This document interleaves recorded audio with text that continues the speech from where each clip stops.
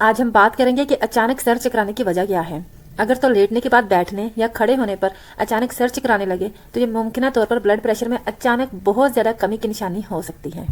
جب آپ بیٹھنے یا لیٹنے کے بعد اچانک تیزی سے کھڑے ہوتے ہیں تو جسم میں گردش کرتا ہوا بلڈ اتنی تیزی سے ہمارے سر تک نہیں پہنچ پاتا، جس کے رزلٹ میں سر چکراتا ہوا محسوس ہوتا ہے۔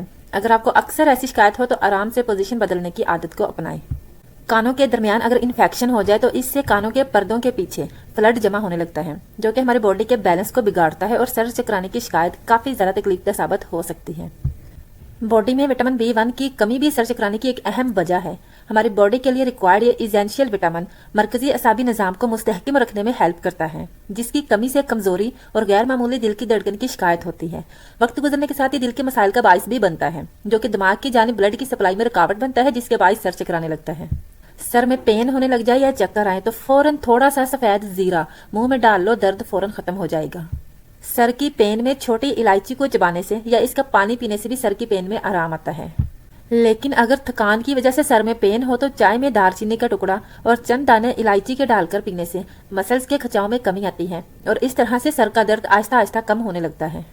اور اگر آپ کے سر میں بہت زیادہ پین ہو رہی ہے اور آپ ڈائریکٹلی سفید زیرہ نہیں کھا سکتے تو آپ نے کرنا کیا ہے کہ ایک پاؤ دہی لیجئے اور اس میں سفید زیرہ ایک چھوٹا چائے کا چمچ مکس کر لیں۔ اگر چاہے تو اس میں حسب ذائقہ تھوڑا سا نمک یا شوگر بھی ایڈ کر سکتے ہیں، لیکن بلڈ پریشر کے مریض نمک مت ڈالیں۔ کم از کم ایک ہفتہ خالی پیٹ اس دہی کو یوز کیجئے۔ اس کا کوئی بھی نقصان نہیں ہے، بلکہ اس سے سٹمک بھی ٹھیک رہتا ہے اور سٹمک اور السر کے لیے یہ نہایت مفید ہے۔ لیکن اس کا مین بینیفٹ جو ہے وہ ہمارے سر کی پین کو ختم کرنا ہے، تو آپ اس کو یوز کیجئے، انشاءاللہ آپ کو آرام آئے گا۔ بے چینی کی وجہ سے ہونے والی سر میں پین، یہ پین پریشر اور بے چینی کی وجہ سے ہوتی ہے۔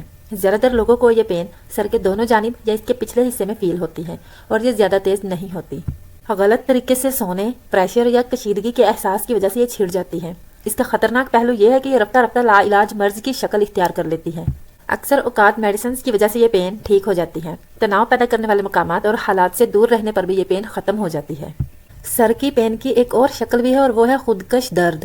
یہ سر کے ایک حصے میں ہوتا ہے اور بہت زیادہ تیز ہوتا ہے، جو مسلسل 3 گھنٹے تک چلتا ہے۔ انسان درد سے تڑپنے لگتا ہے، اس وجہ سے اسے خودکش درد کا نام بھی دیا گیا ہے۔ بسا اوقات ہر روز ہوتا ہے اور کبھی کبھار لمبے وقفے کے بعد ہوتا ہے۔ اس درد کی وجہ سے کبھی دونوں آنکھیں یا ایک آنکھ ریڈ ہو جاتی ہے۔ اس لیے سر کی پین کو سرے سے ہی ختم کرنے کے لیے ہوم ریمیڈیز کو یوز کیجیے، تاکہ آپ ایک اچھی اور ہیلدی لائف سے لطف اندوز ہو سکیں۔ ہمیشہ خوش رہیں، ہیپی رہیں، ہیلدی رہیں۔ اپنی صحت کا خیال رکھیے گا۔ اللہ حافظ۔